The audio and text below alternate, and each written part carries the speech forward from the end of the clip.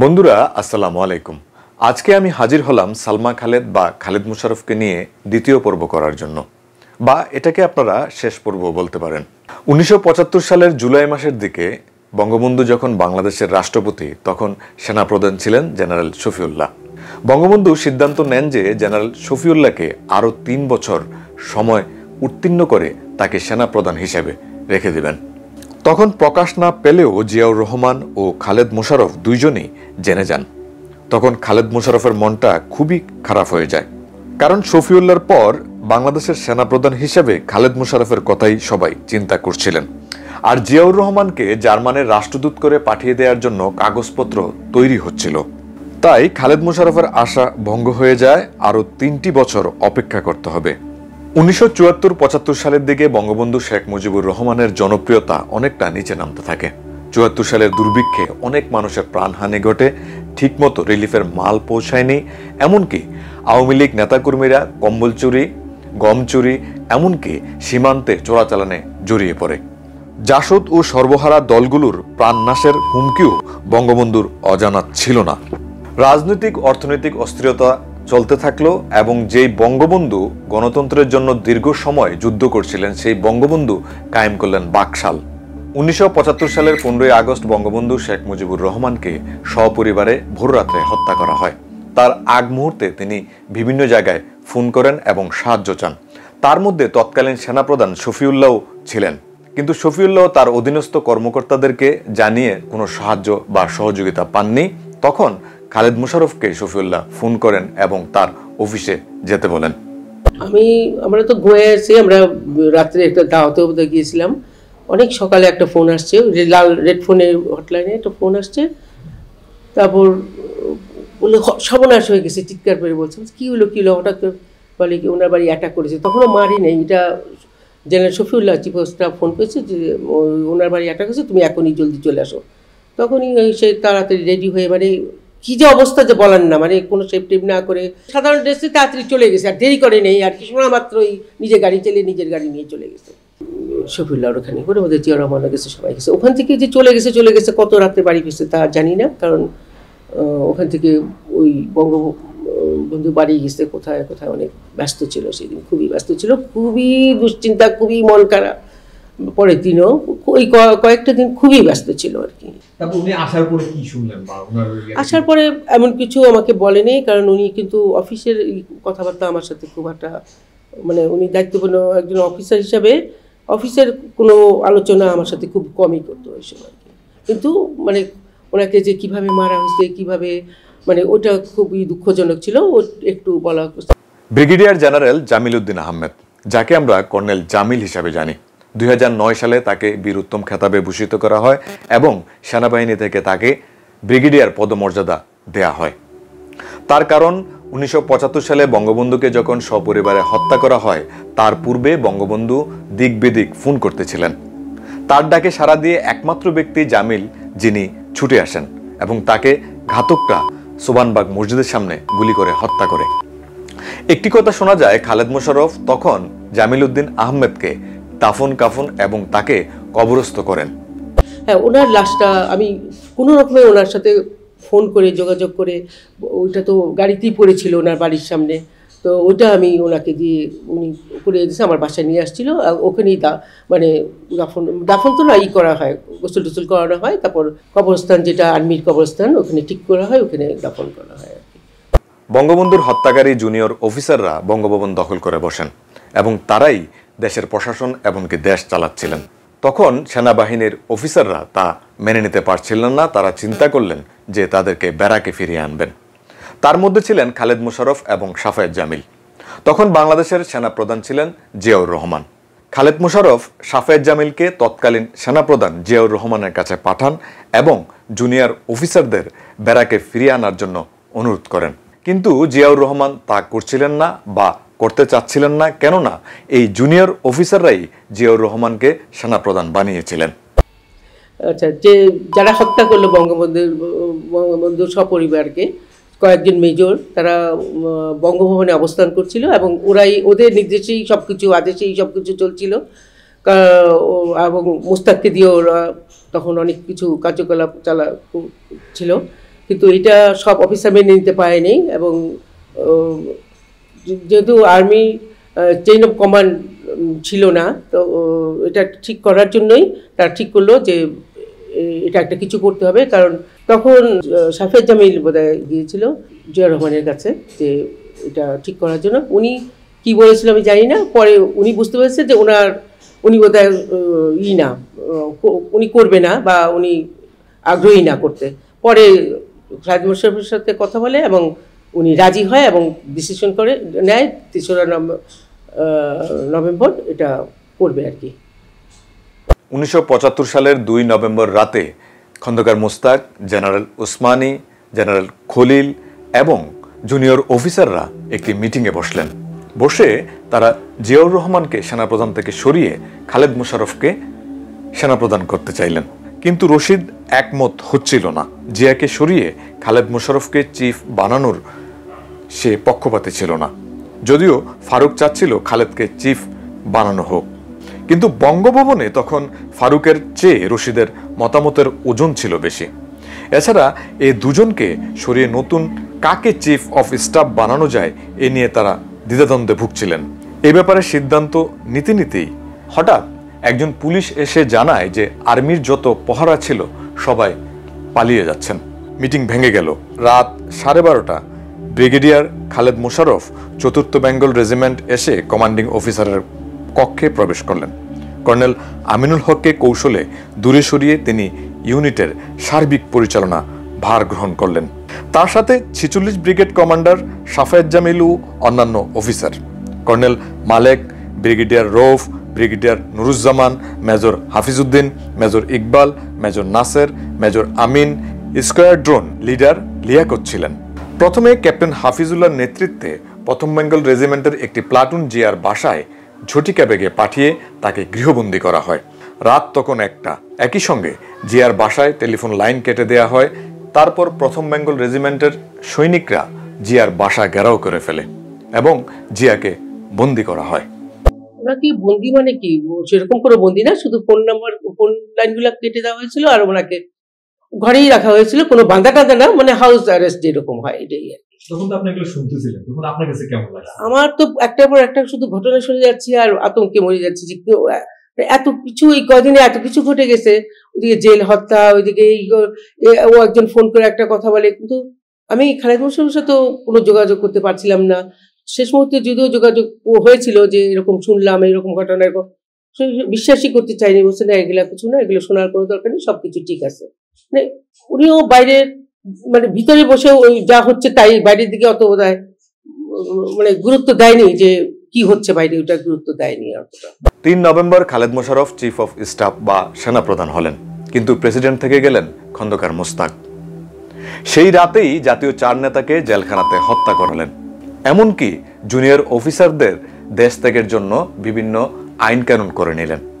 যখন খালেদ মোশাররফ বা সাফায়েত জামিলরা জানতে পারলেন জাতীয় ৪ নেতাকে জেলখানায় হত্যা করা হয়েছে, তখন খন্দকার মোস্তাককে ক্ষমতাচ্যুত করা হয়। লাস্টের দিন আমি যেদিন মারা গেল ৭ তারিখে, ৬ তারিখে আমি ক্যান্টনমেন্টের বাসায় গিয়েছিলাম, আমাকে বলছিল যেতে। সারাদিন প্রতীক্ষা করার পর সন্ধ্যার পর আসছিল, তখনই আমার সাথে দেখা হলো। অনেকেই তখন বসেছিল দেখা করার জন্য, তখনই লাস্ট কথা হলো এবং লাস্টে আমরা একসঙ্গে খাওয়া দাওয়া করলাম। খাওয়া দাওয়া করে গাড়িতে আমি গেলাম আমার মার বাড়িতে গুলশান, আরেক গাড়িতে চলে গেল বঙ্গভবনে। বললো আমার রাতে আসতে দেরি হবে, মিটিং আছে, কালকে সকালে আবার যাওয়ার জন্য ওই রিপোর্টার আসবে, ছবি টবি আসবে, কালকে আসবো। আমার পরের দিন সকালে 11টায় যাওয়ার কথা ছিল ওই ক্যান্টনমেন্টের বাসায়। তারপর তো আর যাওয়া হয়নি। আমি পরে জানতে পারি যে ৬ নভেম্বর রাতে যখন অভ্যুত্থান আর পাল্টা অভ্যুত্থান চলতেছিল, তখন আমি সালমা খালেদকে জিজ্ঞেস করেছিলাম যে আপনি কি তার অনুমান করতে পেরেছিলেন বা আপনার সাথে কি খালেদ মোশাররফের কোনো প্রকার কথা বা কোনো আওয়াজ দেয়া ছিল কি না। তখন ঘুমানোর পরে খুব জোরে জোরে আওয়াজ, এত জোরে জোরে আওয়াজ, গুলিগালাজের আওয়াজ বলা যায় না। তখন তাড়াতাড়ি ওরকম বোধহয় আমার ভাইয়ের সাথে কথা ছিল যে কিছু হইলে অন্যখানে তোমরা চলে যাও, আমি জানি না। তারপর আমার ভাই আমাদেরকে সবাইকে উঠেলো। আমি তো এত মানে ছিলাম ভয়ে অস্থির ছিলাম যে আমার ছোট মেয়েকে না নিয়ে আমি চলে যাচ্ছিলাম। পরে যে এসে আবার নিয়ে গেলাম মেয়েটাকে, গাড়িতে উঠলাম, মানে সবাই ভয়ে কাঁপাকাঁপি, মানে কি অবস্থা, যে কি হচ্ছে। তারপর তাড়াতাড়ি আমরা গাড়িতে উঠে আমার ভাই গাড়ি চালিয়ে নিয়ে গেল আরেক বাড়িতে, আমার খালা গুলশানে থাকে ওনার বাড়িতে। ওনারাও সবাই চিন্তিত, সবাই ফোন আসতেছে, কি কেউ জানে না কি হচ্ছে, মানে এই অবস্থা আর কি। পরে বঙ্গভবনে আমি অনেক চেষ্টা করে একটা ফোন করতে মানে পেলাম, আমার খালেদ মোশাররফের সাথে কথা হলো। তখনও উনি জানে না উনি মিটিং করতেছে ওখানে, তো ওই আওয়াজটা আর যাচ্ছে না, এখানে যাওয়ার ছিল। তখন বললো কি ব্যাপার, আমি বললাম যে এরকম ঘটনা এরকম। বললো ঠিক আছে তোমরা থাকো ওখানে, আমি দেখি। তারপরে আবার ফোন করলাম, তখন আর ছিল না, তখন চলে গেছিল। পরে শুনছি যে আমার এক আত্মীয় লালমাটিয়া থাকে, তার বাসায় 3 জন গিয়েছিল, খালেদ মোশাররফ, কর্নেল হুদা, হায়দার, কর্নেল হুদা 3 জনই ছিল একসাথে। পরে বোধহয় যোগাযোগ করে ওখান থেকে ওই যে 10 বেঙ্গলে ওদের সাথে, ওখানে নওয়াজেশ ছিল, নওয়াজের সাথে কথা হয়েছে, বলে স্যার আসেন, কোনো অসুবিধা নেই, এখানে আসলে আমরা আপনাকে মানে যতটুকু সাহায্য সব ব্যাপারে করবো। কিন্তু ওখানে যাওয়ার পরে আটকে গেছে, ও বুঝে নেই, প্রথম আটকে গেছে, পরে তো শুনছি অনেক সকালবেলা কর্নেল নওয়াজেশ তো ওনাদের খুব বিশ্বস্ত ছিল, এবং বিশ্বস্ত ছিল বলে ওদের সেফটির জন্য নিয়ে আসা হয়েছিল। তারপর ওরাই কেন এটা করলো, এটা আশ্চর্য বিষয় আর কি। পরে নওয়াজেশকেও এইভাবেই প্রাণ দিতে হয়েছে, ওকেও তো পরে রাখেনি। যে সকালবেলায় খালেদ মোশাররফকে হত্যা করা হয়েছে আপনি কখন জানতে পারেন, বা আপনি কি কোনো কিছু বুঝতে পেরেছিলেন? আনুমানিক দুপুর হবে, 2টা-2:30 হবে, তখন আমার চাচা এসে খবর দিল। আমি আল্লাহকে শুধু দোয়া করতেছিলাম যেখানে থাক ভালো থাক, হয়তো আছে মানে লুকায় আছে বা কোথাও চলে গেছে বা আরেস্ট করছে, এগুলি মৃত্যুর কথা তো মাথায় আসেনি, মারবে কেন, মারার তো কোনো কথা না। যখন শুনলাম আমি একদম হতভম্ব, আমি মানে বিশ্বাসই করতে পারি না। তখন আমি মানুষের মধ্যে নেই যে কি হয়ে গেল, কি হয়ে গেল, মানে কোনো মতে এটা মেনে নিতে পারছিলাম না যে কিভাবে এটা হতে পারে। লাশ আর তখন দেখিনি, 3-4 দিন পরে আমরা খবর পেলাম যে 3 দিন পরে বোধহয় সিএমএইচে রাখা আছে। তারপর আমার চাচা এবং চাচার ভাইয়েরা ওনারা যে, কারণ তখন বের হওয়া তো ভয়, কে বের হলে কাকে ধরে নিয়ে যায়, ও তারপর আর্মিরাই গাড়ি করে এনে আমার মার বাড়িতে দিয়ে গেছে। 7 নভেম্বর সকালবেলা জাতীয় সংসদ ভবনে খালেদ মোশাররফ, হায়দার এবং হুদাকে হত্যা করা হয়। তখন জাসদ বিপ্লবী পার্টির একটি স্লোগান ছিল, সিপাই সিপাই ভাই ভাই, অফিসারদের মুন্ডু চাই।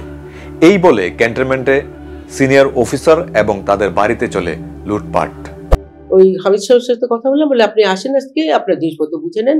যা দেখলাম জিনিসপত্র কিছুই নাই, মানে কোনো আমার হাজবেন্ডের যে একটা স্মৃতিচিহ্ন, একটা কাপড়, একটা পুরনো সাবান, একটা পেস্ট, ব্রাশ, জুতা, কিচ্ছু নাই। শুধু আমার নিজের ফার্নিচার যে কটা ছিল ওইটা, টিভিও ছিল না, আমার টিভি ছিল ওইটাও ছিল না, ফ্রিজও ছিল না, খালি ওইটা আর কয়েকটা ওই জিনিসগুলো, ফার্নিচারগুলো আমি নিয়ে আসছি, আর কিছু আনতে পারিনি। কিছু সোনা দানা সবই আমার ছিল, কোনো কিছু আনতে পারিনি, ছিলই না কিছু।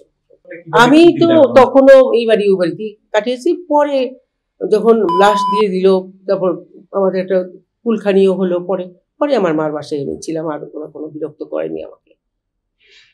কিন্তু যেদিন মারা গেল, যেদিন মেরে ফেলছে আর কি, সেদিন আমার মা সকালবেলা, আমার খালা বাসায় চলে গেছিলাম, তো আসছিল কিছু জিনিসপত্র নিতে, আমার ছোট বাচ্চা ছিল, বাচ্চাটা তো মানে দুধ খেত, ওর দুধের বোতল টোতল নিতে আসছিল। তখন আর্মিরা আসছিল ওই বাড়িতে, পুরা জিনিসপত্র সব ভেঙে ফেলছে, যত ফার্নিচার টার্নিচার বাড়ি দিয়ে।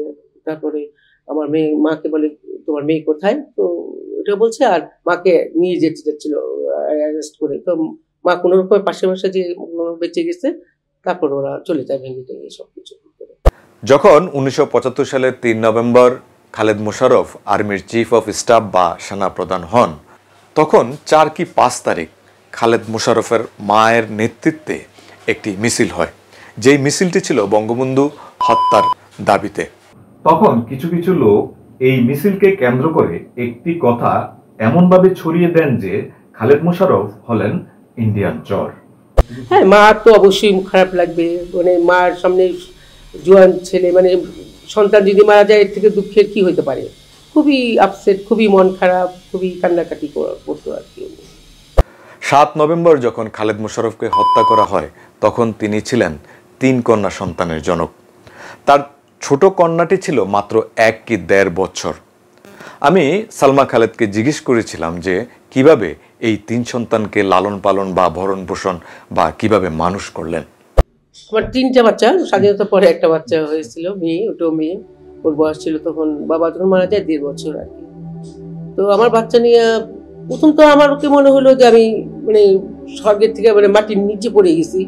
কারণ আর্মি লাইফটা এত আনন্দের, এত ভালো, মানে কোনো কিছু দেখতে হয় না, সব কিছু হয়ে যাচ্ছে, মানে বাগান সুন্দর হয়ে যাচ্ছে, রান্না বান্না, খালি আমাদের কাজ হলো সেজে গুজে দাওয়াতে যাওয়া, পার্টিতে যাওয়া, বা আমরা পার্টি দিলাম আসলো, মানে খুবই একটা ভালো লাইফ এটা, মানে বলতে পারি না এত আরামের লাইফ, এত আনন্দের। তো ওইখান থেকে এখানে মানে আমি কোনোভাবেই নিতে পারছিলাম না যে কিভাবে আমি বাঁচবো, আমি জীবনে মাথা উঠে দাঁড়াতে পারবো না, আমি বাঁচতেই পারবো না, এটা বাঁচাই যায় না। 6টা মাস শুধু শুয়ে শুয়ে কাটালাম। আমার ভাই আমাকে যথেষ্ট মানে করেছে, আমার ভাই না থাকলে তো আমি এই অবস্থায় আসতেই পারতাম না। আমার বাবা মাও তখন বেঁচে ছিলেন, আমার জন্য খুবই দুঃখ হতেন যে কম বয়সে, আমার বয়স ছিল তখন মোটে 32 বছর। যাই হোক, সবকিছু মিলে আল্লাহ তাআলা হয়তো নিশ্চয়ই শক্তি দেয়, আমি এ পর্যন্ত আসতে পেরেছি। এই সালমা খালেদ বলেছিলেন যে উনি 6 মাস ট্রমাতে ছিলেন। তখন আমি ওনাকে জিজ্ঞেস করেছিলাম যে আপনি কিভাবে সেই জিনিসটা কাটিয়ে উঠতে পারলেন? না, আস্তে আস্তে আমাকে যেমন স্কুলে বাচ্চাদের ভর্তি করাতে যেতে হতো, স্কুলে যেতে হতো, আস্তে আস্তে আস্তে আস্তে আমাকে মানে সব কাজই করতে হলো। আল্লাহ তাআলা হয়তো জোর দিয়ে দেয়, শক্তি দিয়ে দেয়, সেইভাবেই আমারও শক্তি হয়ে গেছিলাম। এই মানে যদি আমি ওইটা নিয়েই শুয়ে থাকতাম, পড়ে থাকতাম, তাহলে জীবনে হয়তো উঠতেই পারতাম না। এই জন্য আমাকে সব কিছু করতে হতো, আস্তে আস্তে সব কিছু।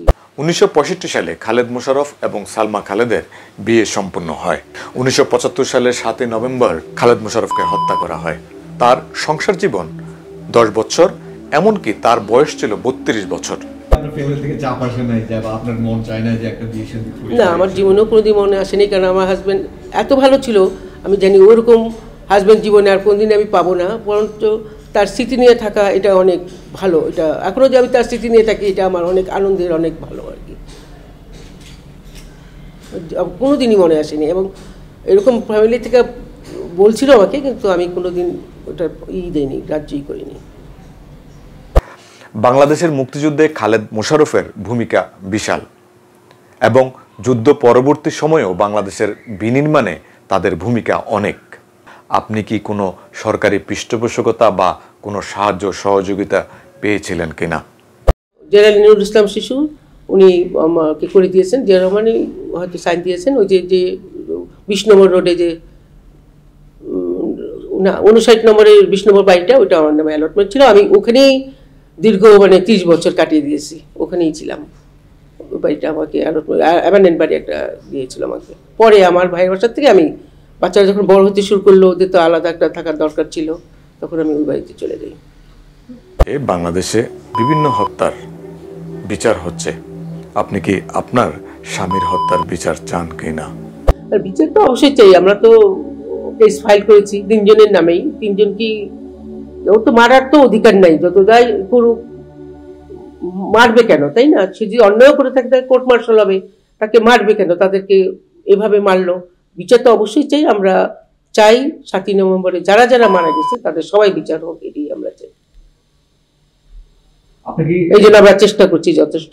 পরবর্তীকালে জিয়াউর রহমানের সাথে আপনার কোনো দেখাশোনা বা কথাবার্তা হয়েছিল? না, আমার সাথে কোনো দেখাশোনা হয়নি, আমার কথা হয়নি। বন্ধুরা, আমি মাসুদ হুসাইন ছিলাম আপনাদের সাথে। পরবর্তী কোনো পর্বে আবার দেখা হবে, তাই আমাদের সাথে থাকবেন, লাইক করবেন, কমেন্টস করবেন, সাবস্ক্রাইব করবেন। আল্লাহ হাফিজ।